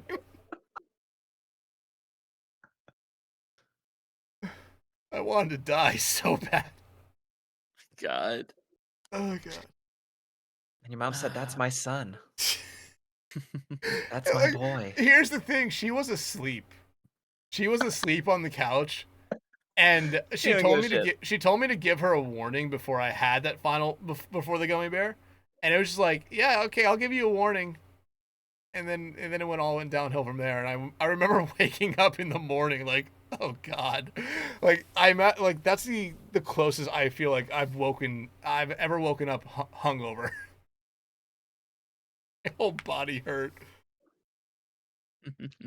Okay, but getting away from that. But you still like branching out. I mean, with that, you're still doing all this stuff in other games. You've talked about Apex and you talked about Rivals. What's that other game that maybe like intriguing you, but you just necessarily haven't played it yet enough, or found someone that you know who has played it? Sure.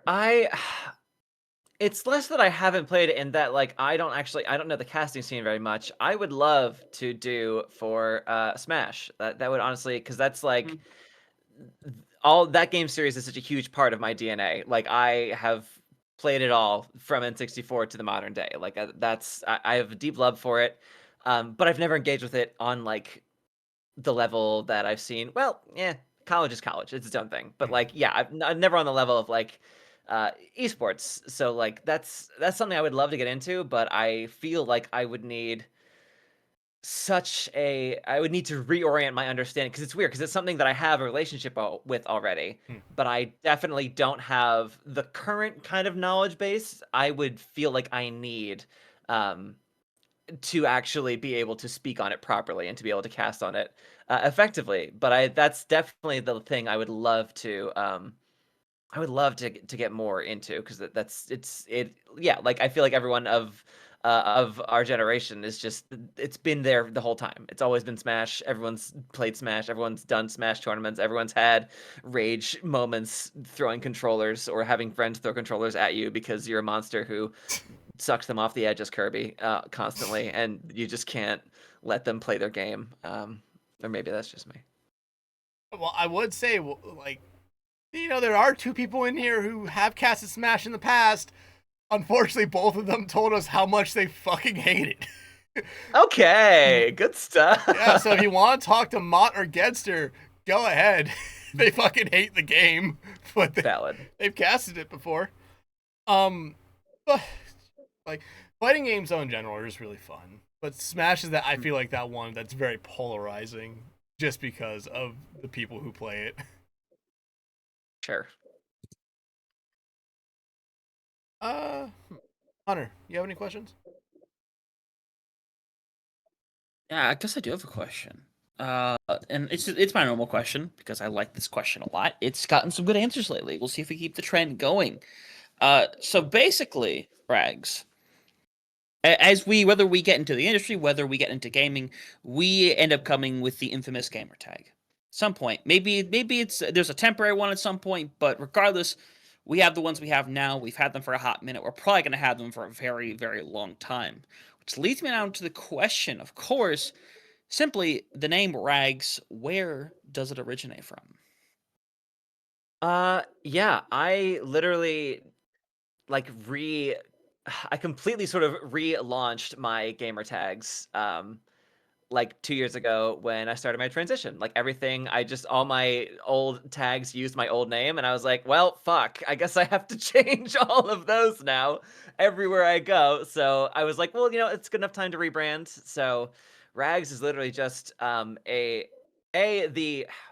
Rags without an H is a character that I do for a little like narrative, like for short stories that I write, that I do a little narrative podcast for, as like an in-world bard who is also dead, and she's just called Rags.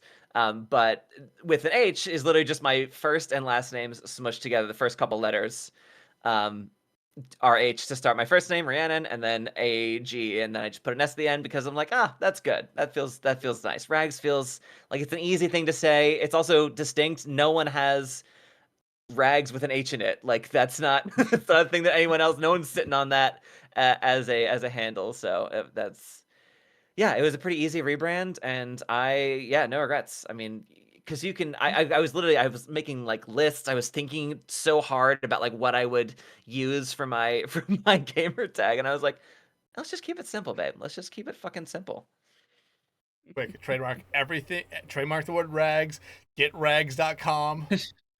I don't have any money. I can't afford the rights. Please don't steal them from me. I need it. Let me have it. Someone literally on Twitch though, someone has it, so I have to do it with an underscore, which is why I have it as my on Twitter too. Because I'm like, fucking fine, whatever. Someone's sitting on this. I don't know why they would have it. It didn't exist until I was changing it. So it's a dead account. It doesn't do anything. I watch it. I check every month to see if they've gone away because I want to change my name without an underscore in it. But it's fine. I'm not mad about it. Yeah, like funny enough, I made that same mistake on Twitch. I forgot a password, and I couldn't remember the password to get back into the email. So I just gave up on it. So there is an account out there that does have Dexatron on Twitch. I think the last thing they played was Diablo. I don't remember. Oh my But I god. have Dexatron underscore on Twitch There you go. because I'm stupid, but different reason.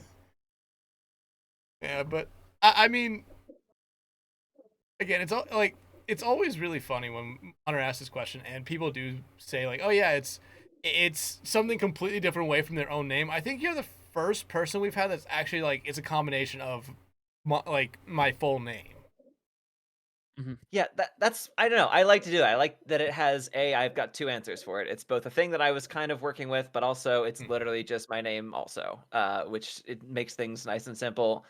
If it was just that, I would be like, yeah, that is kind of boring. But I don't know. I think it comes out nice. Yeah, I could make a joke at sometimes just having your gamer tag be after your name is not not good, but I don't necessarily want to throw Hunter under the bus. Wait, what did I do? The hell? No, you son of a bitch. I'm getting some payback for all the mental damage you guys have given me in this episode. Did you get Mega back too then? What are you coming at me for? Hey, the one time I misspelled her name, she blew up on me. I'm not gonna get back at her. Can't say I blame you. But Mega, Yes, that's me. I think it's time for your question. Well, let's go. My question. Oh boy, I love my question. So Rags, I'm a hateful person. You know, look, we already have the image and everything. I don't even have to say it. It's great. Yeah. But yeah. So thinking through all of the broadcasts you've done, and while this can be a serious qualm or a petty qualm, you know, that's your call. But pettier has always been funnier, is what I've realized. But I want you to think back through every single broadcast you've done, and what is one thing that has happened that has really grinded your gears?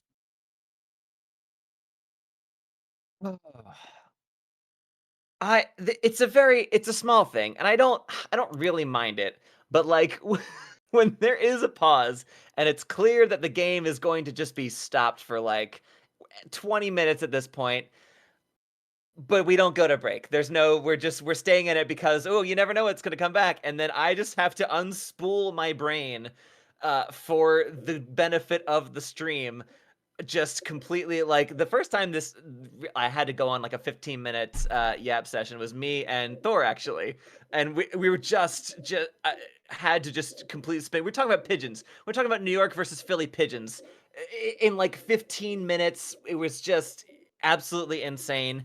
And so that's not it's not a big thing. It's not a huge deal. I can do it. I feel good about it. I'm an improviser, sure. But let me breathe. I already don't slow down when I'm casting, which is a problem that I have for myself. I already can't. I need to talk slower and enunciate more. But like, then just saying, "Hey, yap for half an hour, go." That grinds my gears a little bit. No, I'm with you right there because at that, like, once it gets past 2-3 minutes, if your producer or someone is not telling you like, hey, just throw it to a break, then what are you doing? Because like you said, Right. you run out of stuff very quickly, and like me and Hunter ran into this Saturday where we were told like this event was gonna start at 6, so we went live 5 minutes before 6, only to find out that everything started at 6:15. And we didn't go to break, so we ended up just talking about random shit for 20 minutes. Especially, and it was worse. It was important. It was important, but it was worse because we barely understood the format of this thing, and we were trying to talk about the format. Then we only knew a couple of the teams, and there was 13 teams. I think we knew 4. So it was like, oh god. Okay, well, now we know a lot more teams now, don't we? Now we know more teams. We got to talk about so many amazing things. We got to talk about Factor X. We got to talk about Chorks. That we did not talk about that on Saturday. We talked about it briefly. It was either Saturday or Sunday. We talked Chorks briefly. Sunday, because it was Colhair was there. Oh yeah, you're right. You're right. No, You are so- 100% correct. So some added context for this, because Rags, I don't know if you know, in Oh, South I don't America, need context, but also go for it. Yeah, please. in South America, Huh? there is, I'm gonna say an org. They're not It a is an named they're not a named org, but all their team names are just utensils. So you have Mhm. Garfo, which is fork, Baka, which Yeah. is knife, and Colhair, which is spoon. We got introduced to love that. Colhair on Sunday, like the Yeah. first time ever. It was great. Like honestly, Now go ahead. no, I was gonna say no. That's a very fun rivalry that we got to see. You know, we talk about the Battle of Texas. You know, the Battle of LA. The Cutlery Battle, bro. Best rivalry I've ever seen. I gotta be honest. Battle of the silverware drawer. Let's go. Hell yeah. Exactly. Yeah, but like going back to what yours was, like we've had. I imagine all of us have had that moment. It sounds like you've had that moment very recently with just having to sit there and talk. Like they're like again, it comes all down to the producers of it's like, hey, they're talking about stuff that's not about the game. At that moment right there, I'm just like, if I was a producer, like I wouldn't even say we're going to break. I would just slowly fade into break, and then tell them like, hey, yeah, I took you guys off like 3 minutes ago. Yeah. Yeah, like there was the most recent one was an accidental one, which is no one's fault. It was Echo was having to deal with so many fires behind the scenes, but they were actually done with the pause, but we didn't know they were done with the pause, so we were just like yapping as if it was going on. And then the map was done when we went back in, and we went, "Oh, that's fine." That one was very much not on Echo's head. There was so much shit going on, so many fires having to be put out. She wasn't allowed to like actually spectate. We didn't have any. We couldn't see names. So we were Oh. just kind of going on vibe, couldn't see anything. So we were just going on vibes the entire way through. It's fucking bonkers. Nothing but a vibe. Mega, what have you done in those situations where it's like it should have been thrown the break, but they're keeping you there? Like, what do you normally do in that situation? It's so dependent on who's with me. And thankfully, for the most part, these situations normally happen when I have somebody I can bullshit around with. I always go on what I like to call the bread and sideshow tangents, where it's completely off topic, it's completely nonsensical, because basically my mindset is I know I'm gonna be here for a minute, and if you're not gonna let me go to a break, I'm gonna be entertaining, because that's all I can do right now since I don't have a game to cast, and I could be 10 times more entertaining spewing bullshit than circling the same 3 points about a match that's paused and we're waiting for whatever the hell.